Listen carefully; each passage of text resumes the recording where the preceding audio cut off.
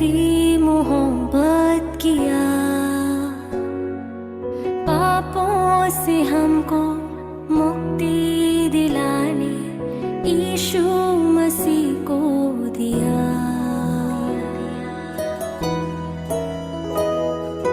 सारे जहां में एक अजब सा छाया था अंधियारा, राहें नहीं थी, मंजिल नहीं थी, इंसान था बेसहारा। सारे जहां में एक अजब सा छाया था अंधियारा, राहें नहीं थी, मंजिल नहीं थी, इंसान था बेसहारा। ईश्वर पिता ने सारे जगत से ऐसी मोहब्बत किया, पापों से हमको मुक्ति दिलाने यीशु मसीह को दिया। लाएगा जो भी ईमान उस पर, बर्बाद होगा नहीं, जीवन मिलेगा उसको सदा का, दिल में रहेगा मसीह। लाएगा जो भी ईमान उस पर, बर्बाद होगा नहीं, जीवन मिलेगा उसको सदा का, दिल में रहेगा मसीह।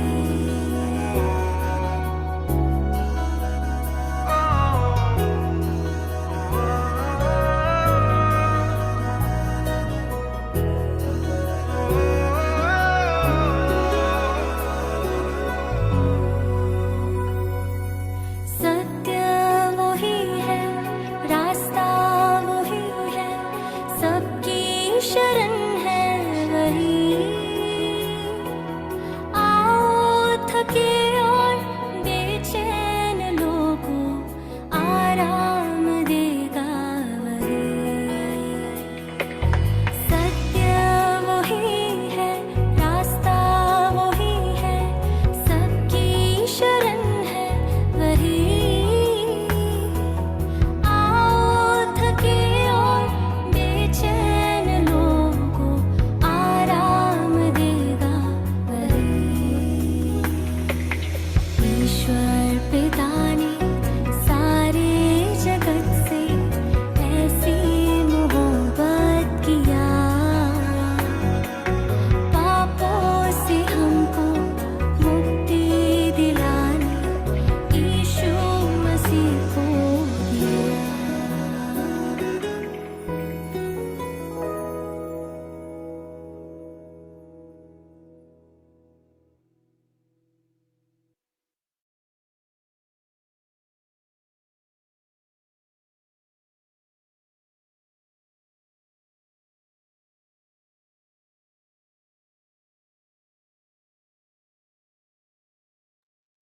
Hallelujah, praise the lord. प्रभु की महिमा हो। परमेश्वर ने इस अवसर दिया हमारे जीवन में। इस समय हम प्रार्थना से शुरू करेंगे, परमेश्वर की उपस्थिति को मांगेंगे, परमेश्वर से कहेंगे प्रभु तुमसे बातें कर, तुम्हें अनुग्रहित कर परमेश्वर। हालेलुया, धन्यवाद धन्यवाद धन्यवाद। राजाओं के राजा, प्रभुओं के प्रभु, हम प्रभु दिल की गहराई से धन्यवाद देते हैं।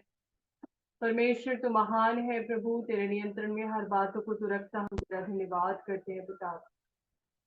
आज का दिन खुदावन हम बहुत आए से प्रभु तुझ में पूरी तरह से आश्रित है पिता। विशेष करके आज रात्रि के बाइबल स्टडी को प्रभु आपके हाथ में देते हैं। परमेश्वर तुमसे बातें कर, अनुग्रहित कर। हालेलुया, अपने वचन के द्वारा परमेश्वर में तू बलवंत कर परमेश्वर पिता। हमें एक और कदम प्रभु तुझ में बढ़े और खुदा तेरे राज की बढ़ोतरी में कहीं ना कहीं किसी न किसी तरह से इस्तेमाल हो परमेश्वर। हालेलुया, अपना अभिषेक तू डेल हर एक के ऊपर परमेश्वर पिता। धन्यवाद धन्यवाद। हम प्रभु पूरी तरह से परमेश्वर बड़ी नम्रता के साथ समर्पित करते आगे का समय आदर महिमा आपको देते हैं, यीशु के नाम से विनती मांगते हैं, आमीन आमीन। थैंक यू, परमेश्वर आशीष दे। और विशेष करके पास्टर सैम को धन्यवाद देना चाहती हूँ जो उन्होंने अवसर दिया। और मैं धन्यवाद देना चाहती हूँ वो सारे टीम का जो बिहाइंड द स्क्रीन काम करते हैं। प्रभु ने अनुग्रहित करे।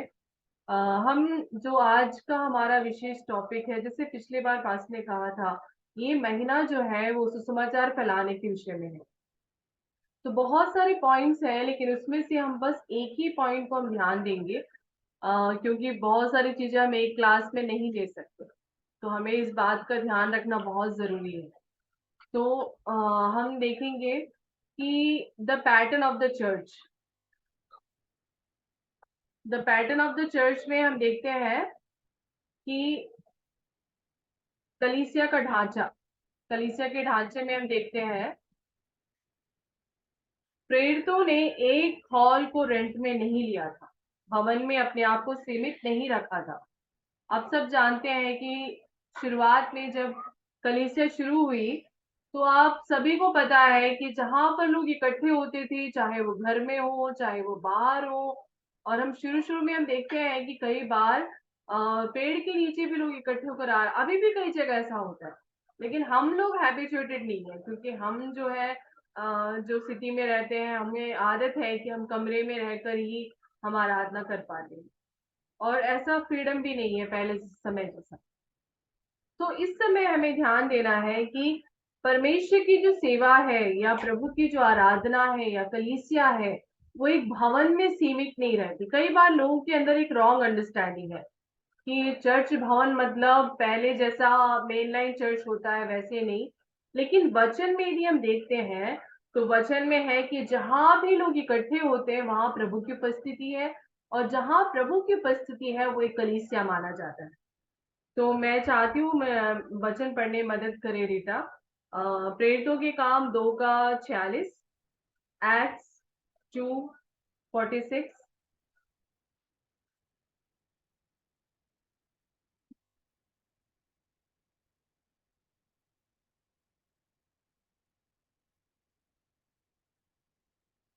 हम देखते हैं कि प्रेरितों के काम 2:46, जिसमें इस प्रकार से है कि हम जब आराधना के लिए इकट्ठे होते हैं तो लोग जो है वो मिलने लगते हैं, एक दूसरे के साथ मिलते हैं, और उससे क्या होता है वो एक दूसरे में एनकरेज होते हैं। और वे प्रतिदिन एक मन होकर मंदिर में इकट्ठे होते थे और घर घर रोटी तोड़ते हुए आनंद और मन की सिधाई से भोजन किया करते थे। तो यहाँ पर हम देखते हैं कि प्रतिदिन इकट्ठे होते थे एक मन से। इसलिए हम कहते हैं कि जब इकट्ठे होते हैं तो एक मन होना बहुत जरूरी है, तभी परमेश्वर की आत्मा कार्य करता है। और उससे क्या होता है कि वो घर घर रोटी तोड़ते हुए आनंद, परमेश्वर की आत्मा में हम जब एक साथ मिलते हैं आराधना में, स्तुति में, तो परमेश्वर का आनंद जो है वो सबके अंदर वास करने लगता है। तो ये एक बदलाव जो है हम देखते हैं कलीसियाओं में होता था, और मन की सिधाई से भोजन किया करते थे। तो उद्देश्य ये नहीं है कि भोजन करना है, पहला है उद्देश्य इकट्ठे होना, एक मन से इकट्ठे होना। तो बाकी हर चीजें जो है वो सेकेंडरी है। तो उसमें कोई फर्क नहीं पड़ेगा, अरे क्या हुआ, क्या खाया, कैसा टेस्ट था, वो मतलब नहीं, वो उतना ज्यादा प्रायोरिटी नहीं रहता। प्रायोरिटी रहता है कि हम इकट्ठे हो रहे हैं तो हमारा उद्देश्य है कि हम प्रभु में आनंदित हो और प्रभु में बढ़े। और रोटी तोड़ना, यहाँ पर रोटी तोड़ना बहुत बहुत सारे विशेषताएं हैं, लेकिन एक विशेषता बहुत है कि हमेशा कहा है रोटी तोड़ना, टूटा हुआ मन, इसके विषय में हम पूरे बाइबल में देखते हैं, कई बार लिखा है। तो रोटी तोड़ना ये जो शब्द है इसका मतलब है टूटे हुए मन से एक मन के साथ जब आते हैं तो परमेश्वर अपनी उपस्थिति से सबको अनुग्रहित करते हैं। यहाँ पर आगे हम देखेंगे कि किस तरह से आगे लिखा है प्रेरितों के काम 5:42 में।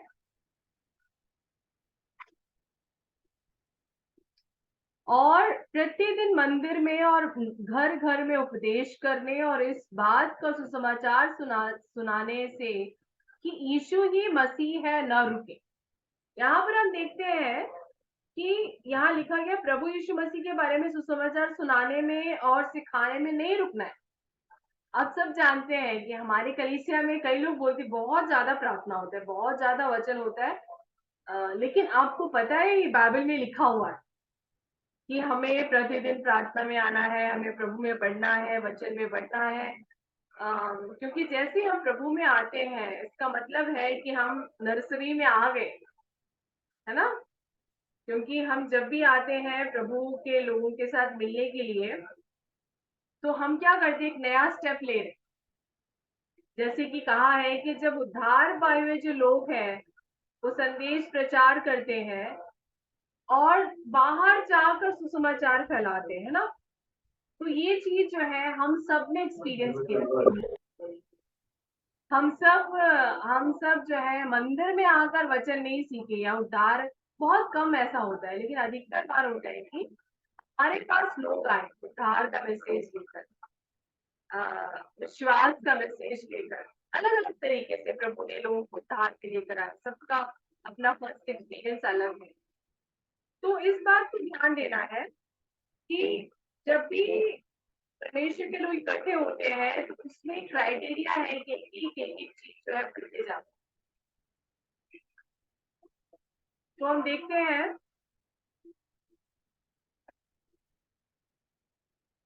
हैं कि पहला जो पॉइंट है उसमें है पहचाना गया उनके इलाकों में परमेश्वर ने जैसा बुलाया कि सुसमाचार लेके चले। पहला पॉइंट है the new testament church identified and sent out those whom God called to take the gospel to their areas। तो परमेश्वर जो है पहले ही अपनी कलीसिया को चुनता है, अभिषेक करता है, उद्धार का अनुभव देता है और उनको उनके ही इलाके में, कई बार उनके ही इलाके में भेजकर प्रभु के राज्य की बढ़ोतरी के लिए, गवाह के लिए प्रभु खड़ा करता है। यहाँ पर देखना उसके आगे लिखा है कि जबकि प्रत्येक विश्वासी का जिम्मेदारी है कि वो अपने समूह में हर विश्वासी गवाह ठहरे। अब सबको पता है कि हमारी कलीसिया में ये चीज बार बार बोला जाता है और मैं ये बोलना चाहती हूँ कि पास्टर का बहुत फेवरेट सब्जेक्ट है इवेंजलिज्म। अधिकतर बार उन्होंने मेरे ख्याल से बहुत ज्यादा पढ़ाया हुआ सब्जेक्ट है। तो इसके बहुत सारे विभाग हैं। हमको लगता है सुसमाचार प्रचार एक ही तरीका है, दो तरीका है, ऐसा नहीं है, 15-20 तरीके हैं। तो उसमें से हर एक को परमेश्वर ने अलग अलग अभिषेक किया, अलग अलग तरीके से सुसमाचार फैलाने के लिए। यहाँ पर हम देखते हैं कि वो अपने समूह में हर विश्वासी गवाह थे। आप सबको पता है ना, हम इसलिए बोलते हैं local church, local church, local लोग इसलिए बोलते हैं local has so much vocal, मतलब उनके वॉइस में एक बहुत बड़ा एक दम है। इसलिए हम कहते हैं कि स्थानिक लोगों को के लिए बहुत आयस इस्तेमाल हो अपने अपने इलाके में, क्योंकि परमेश्वर के वचन में ये लिखा हुआ है कि परमेश्वर ने वो लैंग्वेज दिया, वो कल्चर दिया, वो अंडरस्टैंडिंग दिया है ना। अभी कई बार होता है कि हम बाहर जगह से आते हैं तो हम वहाँ के स्थानिक लोगों को अच्छे से पहचानने में बहुत बहुत समय लग जाता है, स्टडी करने में। पहले के मिशनरी बेचारे लोग आते थे, बहुत समय लग जाता था उनको कल्चर सीखने के लिए, फिर लैंग्वेज सीख, ऐसे उनका टाइम बहुत जाता था। लेकिन इसलिए परमेश्वर का वचन कहता है कि स्थानिक लोग ही यदि परमेश्वर के राज के लिए खड़े हो जाए तो सुसमाचार फैलाना बहुत आसान है। तो इस चीज को हमें जानने की जरूरत है। और उदाहरण के लिए पौलुस और बरनबास अंतकिया कलीसिया से पवित्र आत्मा द्वारा अलग किए गए। यहाँ पर हम देखते हैं प्रेरितों के काम 13 अध्याय उसका 1 से लेकर 3 तक, जिसमें कि हम देखते हैं कि वहां पर कलीसिया जो थी उसमें बहुत सारे लोग थे। यहाँ लिखा है अंतकिया की कलीसिया में कितने भविष्यवक्ता और उपदेशक थे, अर्थात बरनबास और शिमोन जो नीगर कहलाता है, लुकियुस कुरेनी और देश की चौथाई के राजा हेरोदेस का दूध भाई मनाहेम और शाऊल। यहाँ पर हम देखते हैं बहुत सारे लोग थे, बहुत सारे भविष्यवक्ता थे, उपदेशक थे। उसके बीच में आगे क्या लिखा है, जब वे उपवास सहित प्रभु की उपासना कर रहे थे तो पवित्र आत्मा ने कहा। एक बात, खास बात याद रखिएगा, माहौल कैसा है कलीसिया में, बहुत सारे लोग हैं। मैं छोटी छोटी चीज को हाईलाइट कर रही हूँ। बहुत सारे लोग हैं, अभिषिक्त लोग हैं, उपदेशक लोग हैं। उसमें से प्रभु ने उपवास सहित जब प्रभु की आराधना कर रहे थे तो पवित्र आत्मा ने कहा। इसका मतलब पहले से ही जिन लोगों को बुलाया है पवित्र आत्मा ने उनको आगाह किया है, उनको बुलाहट दी है। अन्यथा अभी किसी को भी हम अचानक से बुलाकर हम खड़ा करें तो वो हिचकिचाएगा, वो प्रिपेयर्ड नहीं रहेगा। लेकिन पवित्र आत्मा का आपने हमेशा इस बात को देखा है कि पहले वो व्यक्ति, वो इंडिविजुअल को तैयार करता है हर रीति से, उसके बाद वो कलीसिया में कंफर्मेशन देता है। पवित्र आत्मा ने कहा किस दौरान, उपवास सहित जब प्रार्थना कर रहे थे, मेरे निमित्त बरनबास और शाऊल को उस काम के लिए अलग करो जिसके लिए मैंने उन्हें बुलाया है। अब सब जानते हैं बरनबास और शाऊल जो है बहुत ही अभिषिक्त परमेश्वर के दास थे। सोचिएगा, यदि कलीसिया में अभिषिक्त लोग हैं तो हम क्या करते हैं, हम सोचते नहीं बाबा अभिषिक्त लोग हैं वो जाना नहीं चाहिए, वो हमारे कलीसिया के लिए बहुत बड़ा खालीपन रहेगा। लेकिन यहाँ पर हम देखते हैं बिल्कुल विपरीत है। परमेश्वर की आत्मा कहता है अभिषिक्त को अलग करो। मुझे प्रभु की आत्मा ने ये सिखाया कि ये उस कलीसिया के लिए एक बड़प्पन की बात है, उस कलीसिया को प्राउड फील करने वाली बात है कि एक ऐसी कलीसिया से अभिषिक्त लोग किसी और जगह पर आशीष का कारण बन रहे हैं। हम कई बार इस बात को नजरअंदाज करते हैं, वो केवल अपनी कलीसिया में आशीषित होते, लेकिन कभी भी बाहर जाए, कोई भी कलीसिया से आता है, हम पूछते हैं ना कहाँ से आ रहे हो, कौन सी कलीसिया से, लोकल चर्च क्या है। तो इनके लिए तो बहुत ही बड़ा एक प्राउड फील करने वाली बात है उस कलीसिया ग्रंथकिया के लिए कि हमारी कलीसिया से दो अभिषिक्त लोग परमेश्वर के जलाल के लिए इस्तेमाल होने वाले हैं। तो इस दृष्टिकोण से वो लोग कभी मना ही नहीं किया, अरे नहीं नहीं भेजते, किसी और को भेजते ना जो कभी आराधना नहीं करता, कभी प्रार्थना, हमारे लिए हेडेक है, हमारे लिए प्रॉब्लम क्रिएट करता, उसको भेजते हैं। लेकिन परमेश्वर का काम बिल्कुल अलग होता है।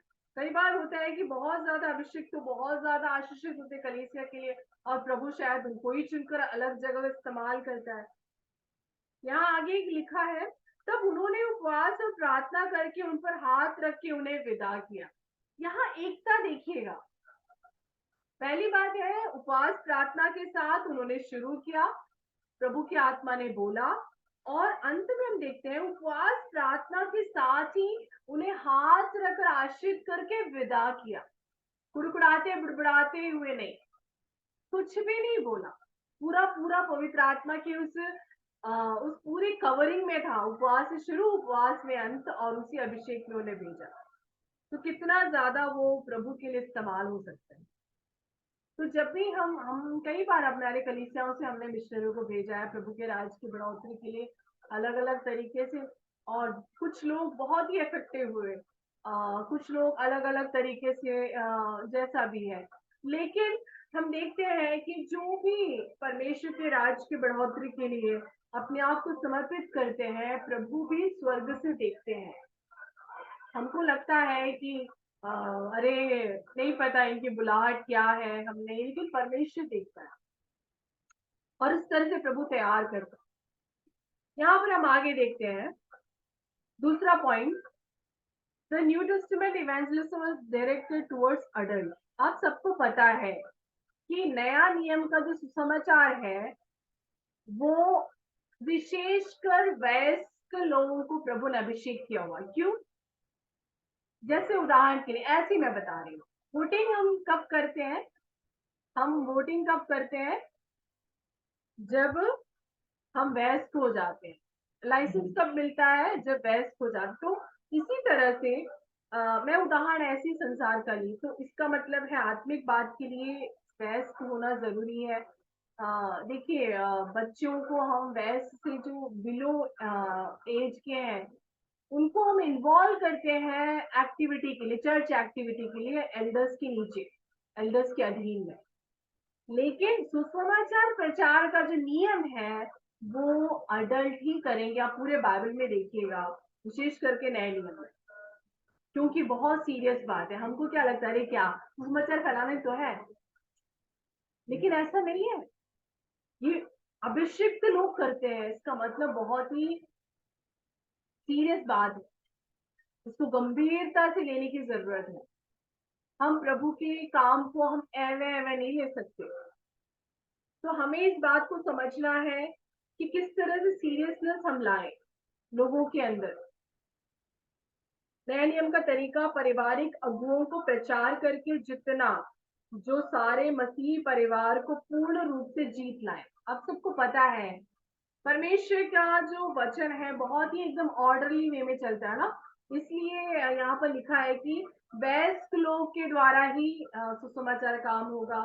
और घर के जो वयस्क हैं, जो हेड ऑफ द फैमिली है, उनके द्वारा परमेश्वर का काम जो है वो और फैलता है। इसका मतलब घर के मुखिया को, जैसे उदाहरण के लिए यहाँ पर लिखा है कुरनेलियुस के घराने में पतरस प्रचार किया। यहाँ पर हम देखते हैं प्रेरितों के काम 10 अध्याय में। तो यहाँ पर क्या लिखे, नाम किसका है, कुरनेलियुस, उस घर का मुखिया। तो यहाँ पर क्या बताना चाहता है कि सिर से परमेश्वर का अभिषेक बहता है पूरे परिवार में।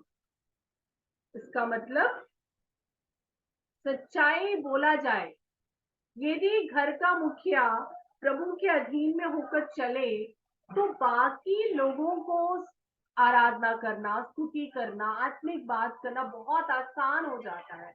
उनको घर के अंदर कोई भी प्रकार की आत्मिक बातों के लिए रुकावट नहीं रहता, बहुत बड़ा एक फ्रीडम रहता है। इसलिए कहते हैं कि हर चीज जो है वो ऑर्डरली वे में चलता है, तो हर बातें जो है मिलकर भलाई को उत्पन्न करती है और आत्मिक माहौल तैयार होता है।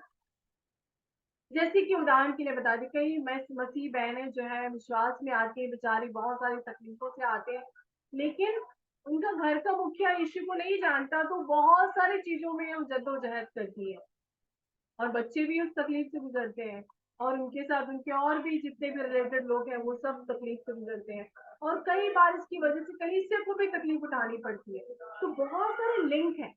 इसलिए यहाँ पर लिखा है कि घर के मुखिया को अभिषेक करना। यहाँ पर पौलुस यहाँ पर कहता है प्रेरितों के काम 16 अध्याय में 31 से लेकर 33 तक,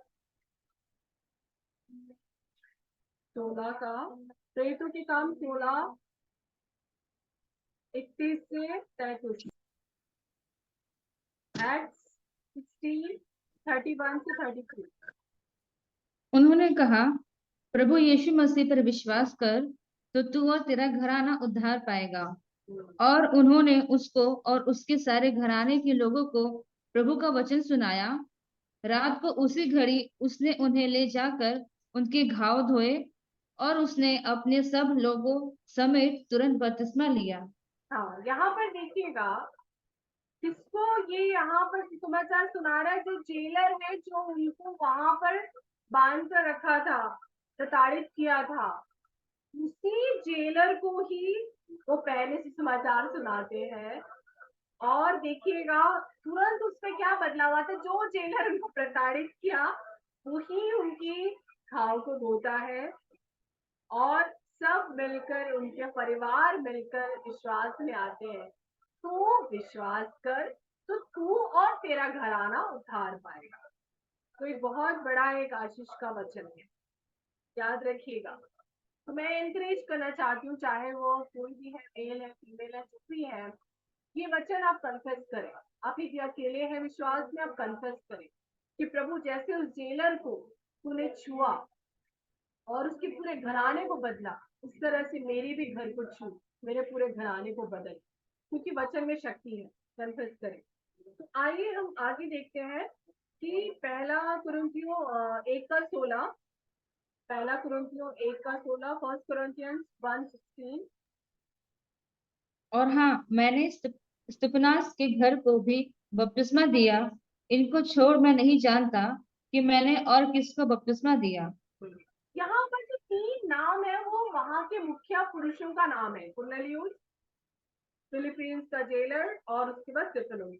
तो यहाँ पर हम देखते हैं ये क्या बताता है कि ऑर्डरली वे में जब कुछ चीजें होती हैं तो परमेश्वर का काम बहुत आसान हो जाता है और बहुत इजीली परमेश्वर का काम फैलने लगता है। उसके बाद हम देखते हैं कि तीसरा पॉइंट में हम जाएंगे, new believers integrated into the life of the body of the local church. मतलब स्थानीय कलीसिया की देह के जीवन में नए विश्वासियों की सहभागिता, जो लोग जैसे ही प्रभु यीशु द्वारा उद्धार पाए। आप सबको पता है कि यीशु मसीह जो है वो कलीसिया के सिर है और कलीसिया उनका देह है। और जैसे ही कोई व्यक्ति विश्वास में नया आता है तो क्या करता है, उस देह में जुड़ जाता है। उससे क्या है का मतलब, उसका काम उधर से शुरू हो जाता है कि मुझे हेड ऑफ द बॉडी यीशु मसीह के साथ मिलकर अब मुझे काम करना है, कुछ ना कुछ तो प्रभु के राज के लिए करना है। यहाँ पर हम देखते हैं तुरंत वो मसीह की देह रूपी कलीसिया में पहचान पाए। देखिएगा उसके लिए प्रेरितों के काम 2:41, एक्ट्स 2:41। अतः जिन्होंने उसका वचन ग्रहण किया उन्होंने बपतिस्मा लिया और उसी दिन 3,000 मनुष्यों के लगभग उनमें मिल गए।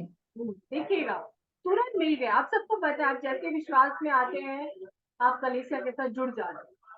वो क्या है, आपका नर्सरी का शुरुआत। जैसे आप प्रभु में जुड़ जाते हैं, कलीसिया में जुड़ जाते हैं, आपके लिए सब कुछ नया होता है। आराधना नया होता है, प्रार्थना नया होता है, सब कुछ अजीब सा होता है जो आप पहले कभी अनुभव नहीं किए। पहले आपके जीवन में आपने मैं विशेष करके उन लोगों के बारे में कहना चाहती हूँ जो अन्य जातियों में से आते हैं, उनको माहौल नहीं मिलता, तो उनके लिए सब कुछ अजीब लगता है कि कैसे आंख बंद करके आराधना करें। It's very weird. लेकिन वो धीरे धीरे सीखते हैं, जैसे हम स्कूल में जाके नर्सरी में हर चीजें सीखते हैं वैसा। उसके बाद देखिएगा आगे क्या लिखा है कि वे प्रेरितों द्वारा सिखाए गए और प्रार्थना में बढ़ाए गए और मसीह की दूसरी देहों के साथ सहभागिता पाए। जब देखिएगा प्रेरितों के द्वारा सिखाए गए, पहले हमें क्या करना है, इसलिए हम कहते हैं सीखना जरूरी है ना। हम आते ही साथ हम स्कूल में जैसे जाते ज्वाइन होते हैं तो हम सीखते हैं, उसी तरह से कलीसिया में जब आते हैं तो हमें सीखना है। उसके बाद क्या है, प्रार्थना में बढ़ना है। याद रखिएगा, सीखे प्रार्थना में बढ़े। प्रार्थना बढ़ने से क्या होता है ना, आपके आत्मा के साथ परमेश्वर की आत्मा का जो वो मिलन होता है, उससे आपका आत्मिक जीवन का ग्रोथ होता है। ऑटोमेटिकली आपको उसके लिए ज्यादा एफर्ट लेने की जरूरत नहीं पड़ती आउटवर्डली।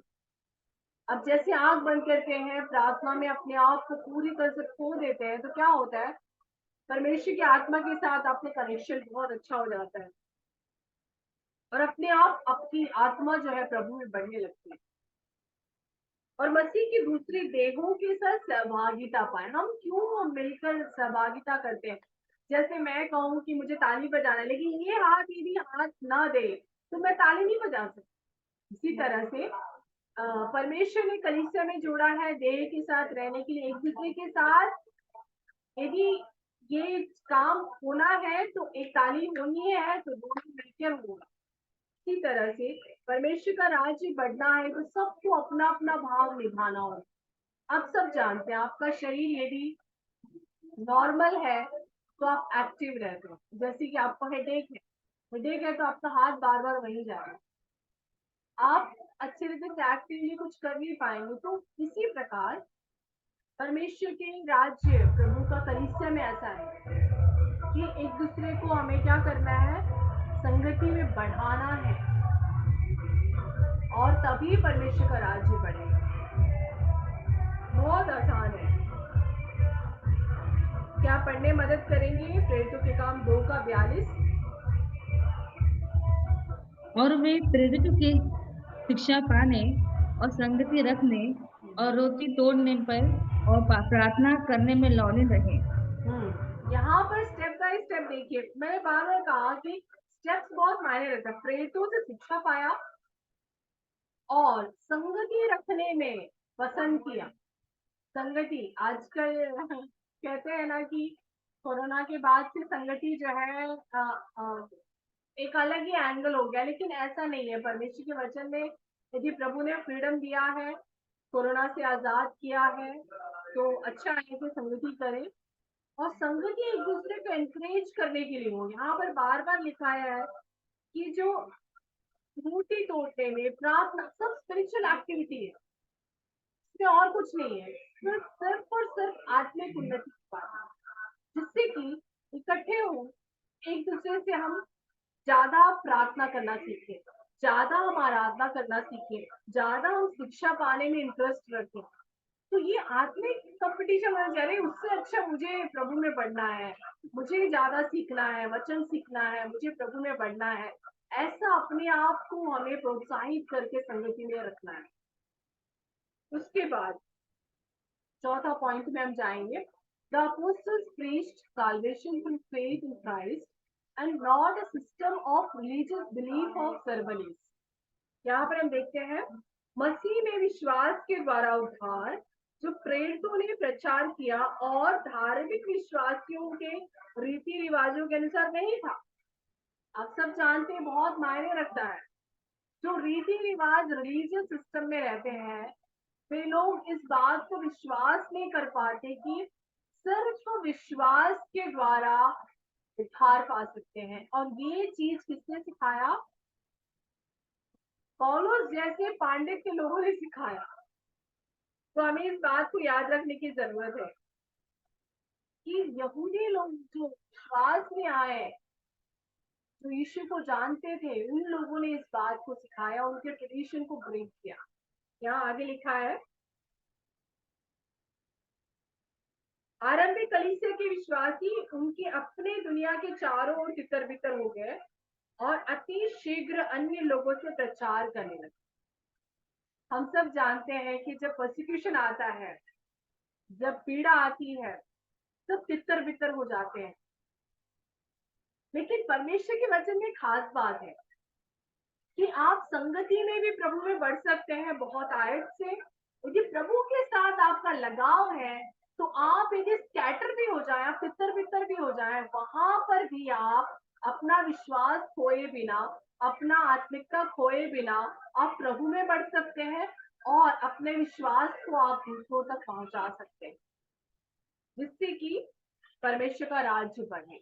और ऐसा हुआ है, बाइबल में हुआ है, नैनियम में हुआ है, कई हिस्ट्री में हुआ है ऐसा कि जहां पर वो रहे परमेश्वर के लिए इस्तेमाल हो। तो यहाँ पर हम देखते हैं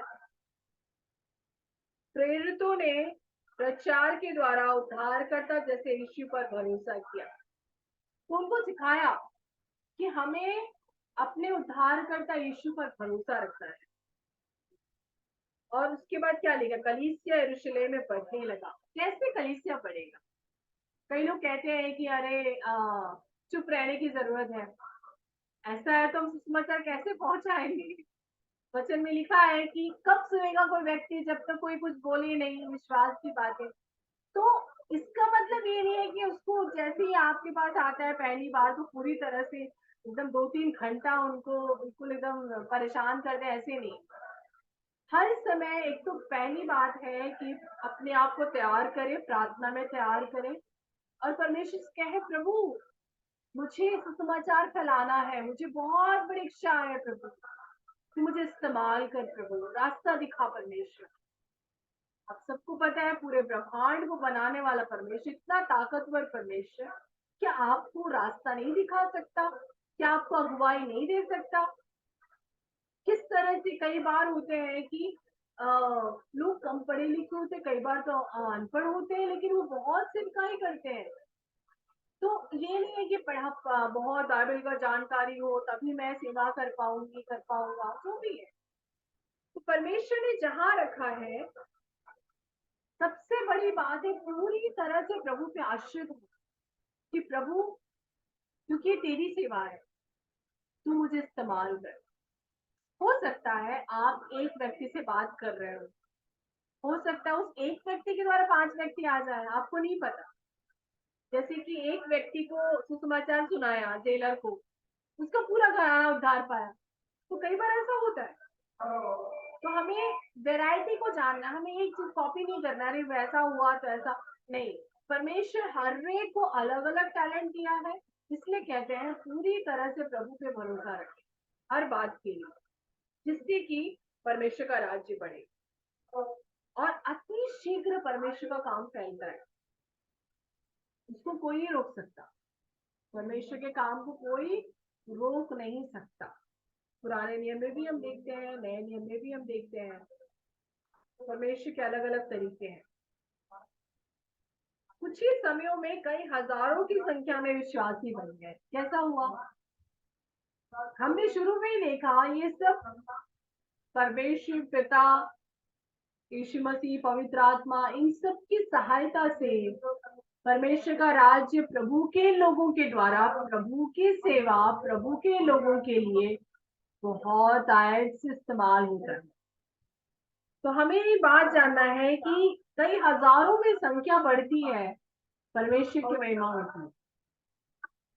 कई बार बहुत कठिन है। कुछ इलाकों में हो सकता है कि 10 साल सेवा कर रहे हो, मुश्किल से बहुत कठिन इलाका है, तो कई बार कुछ सैकड़ों लोग ही आते हैं। लेकिन कई ऐसे इजी इलाके होते हैं जहां पर आप 5 साल सेवा को हजारों मिल जाते हैं। कई ऐसे कलीसिया है जहाँ पर प्रभु उनको अलग तरीके से इस्तेमाल करता है। मजबूत होंगे प्रभु में बहुत, है ना। कई ऐसे हैं जो चमत्कार के द्वारा बहुत बड़ा भी, तो हम किसी को नहीं बोल सकते क्या क्या। लेकिन एक बात है कि परमेश्वर का राज्य अलग अलग तरीके से प्रभु बढ़ाता है, अलग अलग लोगों का अभिषेक करता है। तो हमें ये जानना है कि अधिकांश लोग यहूदी थे। यहाँ पर खास बात देखिए, यहूदी थे, यहाँ तक कि वे यीशु मसीह के पीछे चल तो रहे थे। आप सबको पता, कई यहूदी थे जिनको पता था यीशु मसीह जो है वो मिराकल करते हैं, वो जो बोलते हैं वो होता है, सब मालूम था। और पीछे पीछे चलना उनको अच्छा भी लगता था। और कुछ लोग थे जो बहुत क्रिटिक जैसे पीछे पड़ते थे, लेकिन कुछ लोग थे जो अच्छे भी थे। लेकिन किंतु जैसे जैसे प्रभु का काम बढ़ने लगा, क्या होने लगा? अन्य जाति भी विश्वास में आने लगे। वहां गड़बड़ी शुरू होती है। आपने कई बार इस चीज को देखा है प्रेरितों की काम में। जब तक वो एक कम्युनिटी रहता है यहूदी तक, ओके ठीक, क्योंकि हमारे टाइप के लोग हैं, हम सेम बातें, सेम कल्चर, सेम खाना, सब कुछ, तो इजी हो जाता है। जैसे अन्य जाति विश्वासी बनने लगे तो प्रॉब्लम शुरू हो गया, क्योंकि चाहता है कि हम यहूदी हैं, हमें बहुत ज्यादा वचन मालूम है, हम तो बहुत अब्राहम के संतान हैं। अभी के जो लोग आए हैं उनके साथ मिक्सअप कैसे हो? इनको हमारे जैसा पहनना चाहिए, इनको हमारे जैसा खाना चाहिए, कंपल्सरी। हम देखते हैं कि परमेश्वर के राज्य में ऐसा नहीं है। आप सब जानते हैं परमेश्वर के राज्य में ऐसा नहीं है कि कौन सीनियर है कौन जूनियर है, ऐसा नहीं है। परमेश्वर के राज्य में है कि हम किसी को भी जोर जबरदस्ती करके ऐसा ही नियम है इसमें ही प्रभु खुश होगा, ये हम नहीं बना सकते। क्योंकि परमेश्वर हर एक को बनाया है, पूरे ब्रह्मांड का सृष्टि करता है। पूरे कल्चर को आप देखिएगा, हर कल्चर में आराधना होती है, हर कल्चर में सेवकाई होती है। ठीक है, आप अपने में है, आप अच्छी बात है, लेकिन आप उस नजर से नहीं देख सकते कि अरे मेरे जैसे ही वो होना चाहिए। ऐसा आप कड़क नियम नहीं बना सकते, फिर आप में और सदूकी फरीसी में कोई अंतर नहीं होगा। तो हमें इस बात को अच्छी तरह से जानना है कि जब भी हम प्रभु में बढ़ते हैं, सेवा में बढ़ते हैं, तो हमें बहुत सारी चीजों का ध्यान रखना जरूरी है। अलग अलग तरीके से प्रभु की बुलाहट है। हमारा टॉपिक क्या था? सिकाई का जो तरीके हैं, सुसमाचार के तरीके, यहाँ पर हम देखते हैं सुसमाचार फैलाना एक बहुत बड़ा प्रभु का एक आदेश है। अब सबको पता है, महान आदेश है कि यदि तुमने जाना तो तुम फैलाओ, तुम चुप ना रहो। जैसे कि आपके पास पास्टर कई बार कहते हैं, यदि आपको पता चलता है कहीं पर कुछ सस्ता में मिल रहा है, सेल लगा है, आप क्या करते हैं? आप हर लोग को जाके बोलते हैं ना कि हाँ सस्ते मिल रहा है, बहुत है, एक में एक फ्री है। तो इतनी बड़ी सच्चाई आपको मालूम चली कि उद्धार है विश्वास के द्वारा और अनंत जीवन है, तो क्या करना है? आप चुप नहीं रह सकते। आपको कहीं ना कहीं एक जरिया ढूंढना है कि सुसमाचार फैलाना है। मैं कई बार देखती हूँ ऐसा, लोग हर जगह समाचार फैलाते हैं, हर जगह खबर फैलाते हैं। सुसमाचार, अच्छा समाचार, ये सिर्फ और सिर्फ परमेश्वर का वचन है। अच्छा समाचार, अच्छा चरवाहा ही दे सकता है। अच्छा चरवाहा ही अच्छा समाचार दे सकता है, और उस अच्छे समाचार को हमको लेके चलना है। केवल खबर नहीं है, खुश खबरी है, good news, not only news. हम हर जगह न्यूज बहुत फैलाते हैं, गुड न्यूज हम क्यों नहीं फैलाते? तो गुड न्यूज के लिए प्रभु ने चुना है। हम कहते हैं, हम गाना क्या गाते हैं? यीशु अच्छा है, यीशु भला है। तो गुड न्यूज है, यीशु अच्छा है, अच्छी बात है। उस अच्छी बात को चुपचाप क्यों रखते हैं? हमें बांटना है। ये बहुत बड़ी बुलाहट है, और अलग अलग तरीके से हम नहीं बोल सकते। अरे मैं किसी का नाम नहीं लेना चाहती, कई लोग हैं बहुत फेमस है, तो उनका नाम लेकर, हाँ उनके जैसा मुझे फैलाना नहीं आता, मैं वहां तक जा नहीं सकती। जो भी है, आप जहां भी हैं, जिस भी तरीके से हैं, जिस भी लैंग्वेज में है, खुदा आपको वैसे ही एक्सेप्ट करते हैं, वैसे ही प्यार करते हैं। तो आपका काम क्या है? दूसरों को बताने का। पहला तरीका क्या है? पहला है कि हम नए नियम चर्च जो है हम पहचाने गए और अपने इलाके में परमेश्वर के लिए सुसमाचार फैलाने बुलाए गए। पहला तरीका, ठीक है? तो उस काम को जब करते हैं, सबसे पहला अपने आप को पहचानना है। We need to identify who we are. हम प्रभु में कौन है, हम प्रभु में क्या है, ये हमें खुद को पहचानना है। पहले एग्जाम्पल में बता रही हूँ, कई बार होता था कि बाइबल स्कूल के स्टडी के बीच में सुसमाचार फैलाने भेजते थे। अब क्या लैंग्वेज अलग होता है, कई बार बुक हमको दिया जाता था, तो ऐसा लैंग्वेज होता था जो वो लैंग्वेज हम पढ़े नहीं है, लेकिन हमें जिम्मेदारी होती थी कि वो बुक बेचना है। तो जब बेचने जाते थे तो वो यही पूछते, इसमें लिखा क्या है? अब सोचिएगा, हमको ही नहीं पता क्योंकि लैंग्वेज हम जानते नहीं है, लेकिन हमें काम जो सौंपा है जाके बेचना है। तो मैं बता रही हूँ, इसलिए हम कहते हैं कि यीशु को अच्छे से जान ले, पहचान ले, खुद हम चखें, चख कर देखो कि वो भला है, वो अच्छा है, और तभी तो आप कह सकते हैं। आप जब तक शक्कर ना खाएं, आप कैसे कह सकते हैं शक्कर मीठा है कि कड़वा है? इसी तरह से जब भी हम वचन में प्रभु में बढ़ते हैं, तो हम क्या कर रहे हैं? हम चख रहे हैं, हम प्रभु में बढ़ रहे हैं, हम सुसमाचार के लिए तैयार हो रहे हैं। उससे क्या होता है? परमेश्वर का राज्य बढ़ता है। यहाँ पर हम देखते हैं कि खुद को पहचानना है पहले।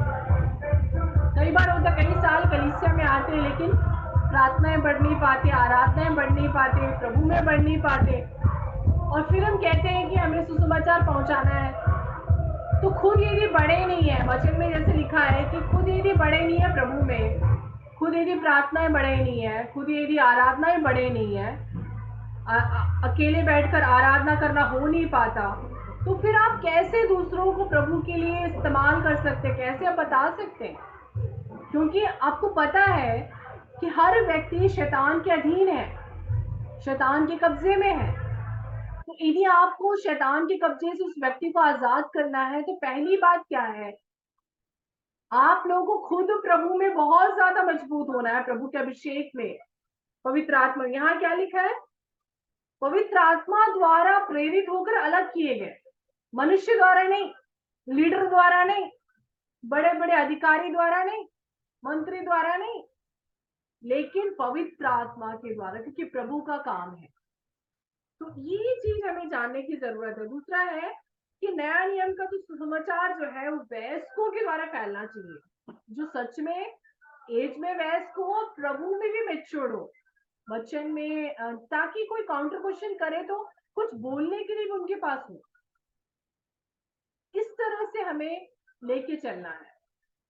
जैसे कि कई बार होता है कि मैं उदाहरण ऐसी बताना चाहती हूँ कि जैसे पानी भरने के लिए बहनें जाती हैं, तो वहां पर जब लोगों से बातें करते हैं तो वो अपने तरीके से बोल सकते हैं, उनको बड़ा प्रचार जैसे बोलने की जरूरत नहीं है, वो जैसे बातें कर रहे हैं वो बोल सकते हैं यीशु के बारे में, है ना। ऐसे अलग अलग जगह जहां पर भी आप जाते हैं, कॉमन जगह। वैसे आज पुरुष लोग जहाँ जॉब करने जा रहे हैं, ऐसा होता है कि कई लोग प्रभु में लोगों को लेकर आए, अच्छी बात है, लेकिन लेकर आना तक में सीमित नहीं रहना, जैसे वचन में लिखा है। आगे क्या लिखा है तीसरे पॉइंट में, स्थानीय कलीसिया के देह के जीवन में नए विश्वासी को सहभागिता करना है। अब सबको पता है सहभागिता क्यों किया जाता है। सहभागिता का मतलब है कि हम प्रभु में हर बार, हर सहभागिता में, हर संगति में हम प्रभु में एक कदम बढ़ रहे हैं, हम स्टैग्नेंट नहीं हो सकते। यदि आप कई साल सेवा कर रहे हैं लेकिन वैसे के वैसी हैं, कई साल आप सेवा प्रभु में प्रार्थना कर रहे हैं, आराधना कर रहे हैं, चर्च आ रहे हैं, फिर भी आप वैसे के वैसी हैं, मतलब है कि स्पिरिचुअल ग्रोथ होने की जरूरत है। तो तभी हम दूसरों को सुसमाचार पहुंचा सकते हैं। तो इस तरह से हम जब जुड़ते हैं तो क्या होता है, जीवन आता है, परमेश्वर का काम प्रकट होता है। और इस तरह से हम देखते हैं, चौथा पॉइंट जो अंतिम पॉइंट है, कि मसीह में विश्वास के द्वारा उद्धार जो प्रेरितों ने प्रचार किया। प्रेरित लोग क्या सिखाए कि जाकर बहुत मेहनत करो, बहुत ज्यादा पसीना बहाओ, बहुत ज्यादा दूर दूर चल के जाओ और फिर परमेश्वर को अपने कार्य से खुश करो, अपने धर्म के काम से खुश करो। नहीं, बाइबल में सिर्फ और सिर्फ है कि तुम विश्वास करो, उद्धार पाओ, और बाद में प्रभु मदद करता है धर्म के काम करने के लिए। ऐसा है, संसार सिखाता है धर्म के काम से उद्धार, लेकिन बाइबल सिखाता है कि उद्धार पाने के बाद अपने आप धर्म के काम प्रकट होते हैं। उसमें आपको ज्यादा एफर्ट लगाने की, आपके शारीरिक चीजों में बहुत ज्यादा, भौतिक चीजों में ध्यान लगाने की जरूरत नहीं है। तो हमेशा याद रखिएगा, प्रभु का काम कहाँ से जाता है, कलीसिया के अंदर से बाहर। कलीसिया में आप प्रभु में आते हैं, आप मसीह का देह बनते हैं, प्रभु में रहकर आप आत्मिकता में बढ़ते हैं और खुद ताकत पाते हैं, शक्ति पाते हैं, पवित्र आत्मा का धैर्य पाते हैं, और बाहर जाकर प्रभु जैसा आपको अगुवाई, किसी कॉपी ना करे, परमेश्वर आपको अगुवाई करेगा। आप प्रभु की ओर देखें और प्रभु से कहें, प्रभु तू बता मुझे कैसे सेवा करना है। क्योंकि आप पूरे देखिए बाइबल में, बरनबास का सेवा का तरीका अलग है, शाऊल का अलग है, पतरस का अलग है, योना का अलग है। प्रभु ने हर एक को अलग अलग सेवकाई दी है। तो हमें इस बात को अच्छी तरह से जानना है कि हम किस बुलाहट में हैं। बहुत बड़ी बात है इस बात को समझना।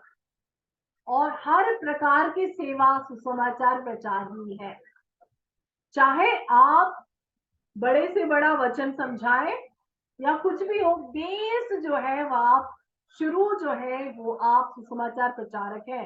वी ऑल आर इवेंजलिस्ट, हम सब जो है सुसमाचार फैलाने वाले हैं, कहीं ना कहीं अलग अलग तरीके से। तो कई लोग हैं जो चर्च के अंदर है, कहीं बाहर है, लेकिन ये बेस है, ये फाउंडेशन है। उस बात को हमें जानने की जरूरत है। इसलिए यहाँ लिखा है कि किस तरह से एक एक को अप्रोच करना है। आप देखिएगा हर एक का तरीका अलग है।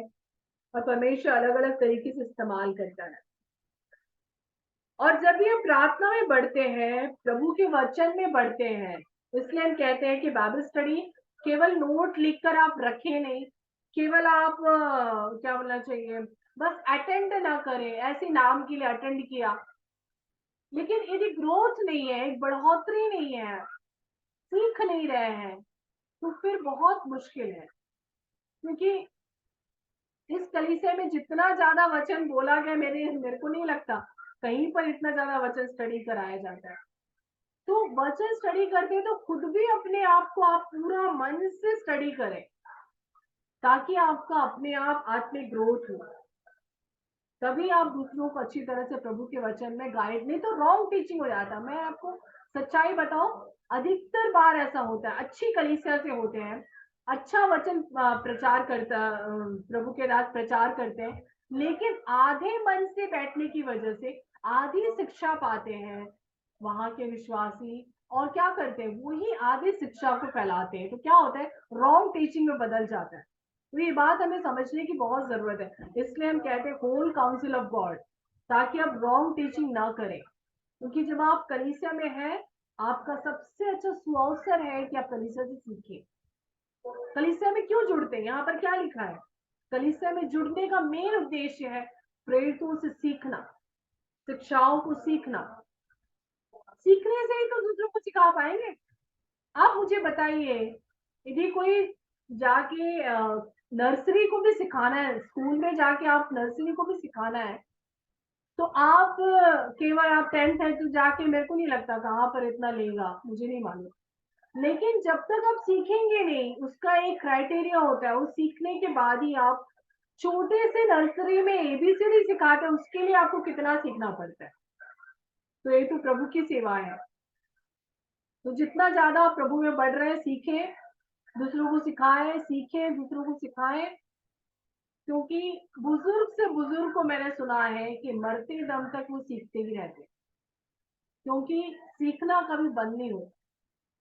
तो हमें इस बात को जानना है कि हम यदि नए विश्वासी हैं, पुराने विश्वासी हैं, चाहे जो भी हैं, अपने आप को अपडेट करते रहें, अपने आप को सिखाएं, सीखें और दूसरों को प्रभु में बढ़ाएं। ताकि इससे क्या होगा, हमारा ओवरऑल एक मकसद है, हमारा और कोई मुद्दा नहीं है, एक ही मुद्दा है, परमेश्वर का राज्य बढ़ना है, सुसमाचार फैलना है। किसी ना किसी तरह से प्रभु ने जो आपको टैलेंट दिया है, उस तरह से प्रभु आपको इस्तेमाल करे। तो क्यों ना हम इस बात के लिए अपने आप को तैयार करें, समर्पित करें। मैं चाहती हूँ जितने भी सुन रहे हैं, अपने आप को आंखें बंद करें और स्वर की ओर अपने हाथ को उठाएं और प्रभु से कहें, प्रभु तू हमें तेरे राज की बढ़ोतरी में इस्तेमाल कर, तू अभिषेक कर, तू आशीषित कर, तू अनॉइंट कर, तू बातें कर, कैसे सेवा करना है, कैसे तेरा राज्य बढ़ाना है। अपने आप को तैयार करें, समर्पित करें, अपनी बुलाहट को पहचाने, रोज प्रार्थना करें, प्रभु बता मेरी बुलाहट क्या है, तू बता।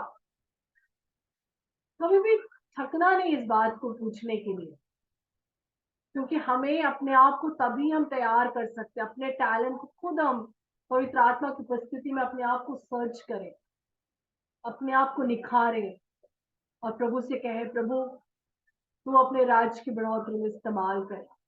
जिस लोकल कलीसिया के साथ तूने मुझे जोड़ा है, उनके साथ अच्छी तरह से एक मन के साथ सेवा करने के लिए मदद कर, ताकि हम सब के संगति के द्वारा कलीसिया बढ़े, प्रभु का राज्य बढ़े, प्रभु की सेवा बढ़े।